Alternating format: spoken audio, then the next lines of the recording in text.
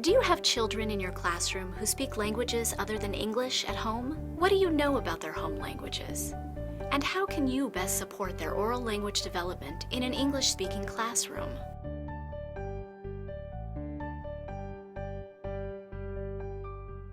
There are many things to consider when children come from homes where English is their second language. Anda con un carro o una bicicleta. Bicicleta? That's how you go to the park on the bicycle? One important thing to know is that the language skills a child develops in their first language can be easily transferable to English. You can encourage families to continue speaking their first language at home because developing proficiency in their first language helps children learn English more effectively. Too often, people feel obligated to let go of that first culture, thinking they're doing the best thing. But many children learn English and lose that first language. They too frequently lose contact with other members of the family, particularly grandparents. I'm always very confident that children will learn English. English is dominant here. Their instruction is in English, but to try to maintain and to value that first language is critical for their development linguistically, socially, academically, in every way. English language learners typically go through 4 stages as they acquire English. Initially, children attempt to communicate in their native language. Once they realize others don't understand them, they may enter a nonverbal period. It's very natural for students to engage in a silent period. During that silent period, what's really happening is they are acquiring the sounds of that new language. So it's very important that there be routines that the children can connect to and that careful thought be given to pairing the children with a child who would be supportive, touching base with that child every day, doing the parallel talk and self-talk strategies that would support that child so they can understand what's happening, and just providing a warm and caring environment that would allow the child to begin to participate. In time, children feel ready to come out of the nonverbal period. They begin to attempt the new language, using what they've learned and expressing their needs with key words. Eventually, and with practice, they can use their new language productively. The wonderful thing for preschool teachers is that the work that they do in language development is the work of second language development as well. So very good practice translates and transfers for these children. Through my experience, I noticed that English language learners learn through hands-on experiences, through gestures, visual cues, pictures, big books, repeated phrases. Just repeating that will help them to listen and then respond. What do you want to ask me, Janalis? I'm walking on sunshine. What do you want me to do? Open it. Open it, please, Cynthia. Oh boy. All right. Where will you put your door?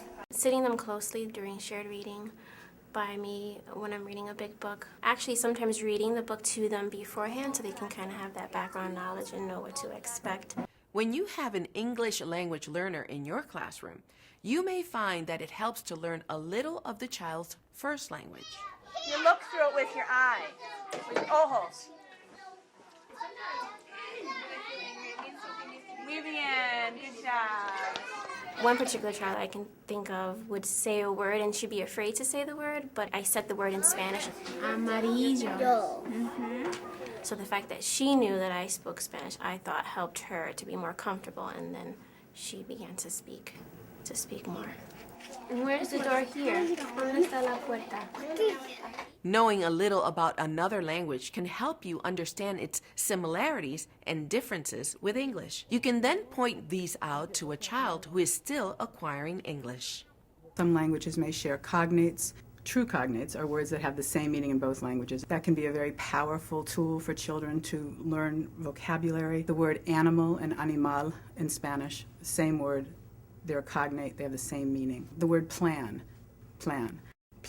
So once children begin to understand that these cognates exist, they can begin to listen for them and look for them. However, oftentimes if we don't point it out to them, they don't make that connection. Once it's explicitly explained, the children can begin to make those connections for themselves.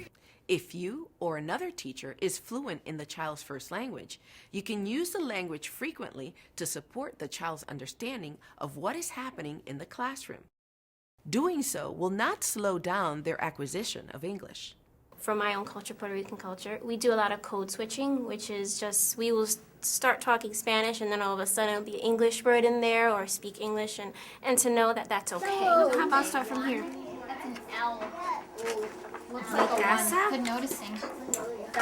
Which one are you looking for? You can also incorporate a child's first language into activities such as story time to benefit all learners in your classroom. My title page says Freight Train by Donald Cruz. Tren de carga. Escribo de Donald Cruz.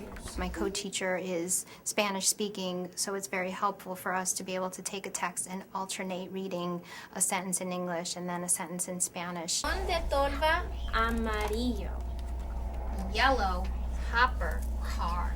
And this benefits our English language learners as well as our students who are native speakers but can benefit again from that exposure. And it's becoming a part of our classroom culture where children will use Spanish terms for colors and numbers and so forth. Azul, morado, negro. Blanco. Blanco. Where's Blanco? Show me Blanco. It's white. It's white and there's no Blanco car, but I see the page is very Blanco. You're right. Children who are learning English can also learn a great deal from their peers during play.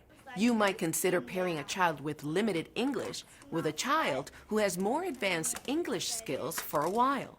Let's hear from a family to see how one teacher supported an English language learner in her room. When Jennifer first arrived in Patty Gardner's preschool classroom, it was a new experience for her. My wife and I, we are both from China, and we both speak Chinese as our native language. We are really worried when Jennifer first got in here. Jennifer's speaking Chinese here in the daycare, but nobody understands. She did have a little bit of a hard time when she first came into my room. Jennifer's way of easing into things and watching things and learning. She watches a lot, she observes a lot. That's how she learns things. We do find her in a smaller group. She's far more vocal, far more verbal. Jennifer's teacher supported Jennifer by providing her with many opportunities to observe and engage with her peers. She also modeled language for Jennifer. Jennifer, do you see the ants crawling on the tray? I think we're going to eat the orange. Jennifer thinks they're going to eat the orange. There's the parallel talk and there's the self-talk that we do with children encouraging any kind of oral language. Talking about what Jennifer is doing, those are things that, those are definite strategies that we use in the classroom, but we would use that for any child that would need to develop their oral language. Jennifer loves singing songs. Teacher did a wonderful job, trying to teach Jennifer songs. So that's really helped her, to learn English. Willoughby, wallaby, Jennifer. An elephant sat on Jennifer. Patty also included items from Jennifer's culture in her classroom and made sure there were opportunities for Jennifer to use her home language.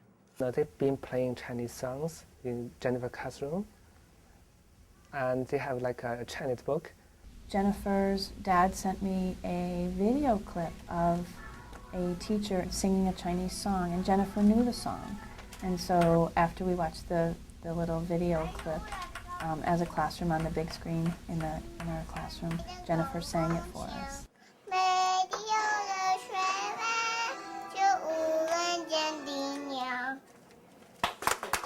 For Jennifer, it was something that she was excited about because it was in her own language. And I think, too, most importantly, it was important to Dad, that he felt that his culture was represented and talked about and appreciated and respected in our classroom.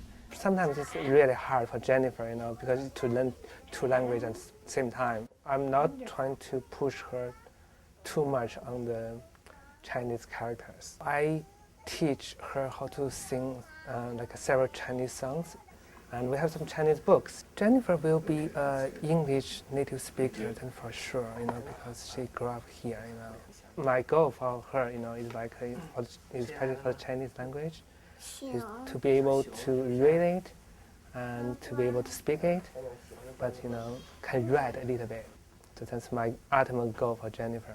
At the end of the day, the most important thing are the best practices of very playful interaction with children around storytelling, storybook reading, rhyming, oral language, really rich conversations. Those are the same things that will help second language learners in their first language as well.